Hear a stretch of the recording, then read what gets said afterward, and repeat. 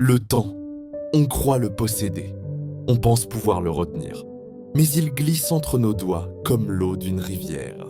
Certains le voient comme un allié, un maître silencieux qui nous enseigne la patience, la croissance, la guérison.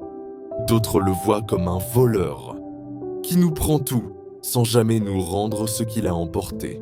Et si, en réalité, le temps n'était ni bon ni mauvais, mais simplement un miroir de la façon dont nous le vivons, Sénèque nous rappelle « Ce n'est pas que nous disposons de peu de temps, c'est plutôt que nous en perdons beaucoup. Nous nous plaignons souvent de manquer de temps. Mais combien d'heures passons-nous à repousser ce qui compte vraiment ?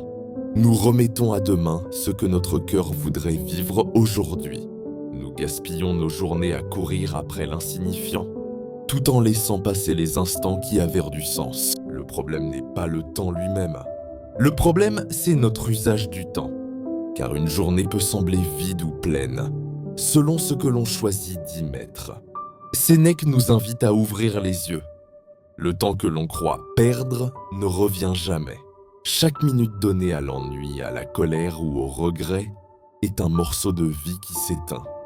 William Penn nous confie « Le temps est ce que nous voulons le plus, mais ce que nous utilisons le moins.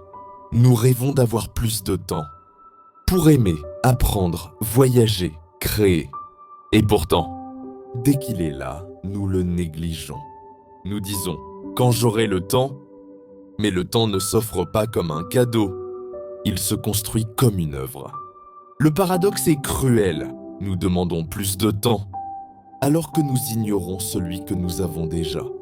Et un jour, nous comprenons trop tard que le temps n'était pas une promesse, mais une chance. Sénèque et William Penn semblent parler d'une même douleur, le temps que nous laissons filer. Le premier nous met face à notre gaspillage, le second nous montre notre contradiction. Et ensemble, ils nous rappellent une vérité simple. Le temps ne nous appartient pas, il nous traverse et tout ce que nous pouvons faire, c'est choisir comment le vivre. Peut-être que le temps est un allié, quand on le nourrit de moments vrais.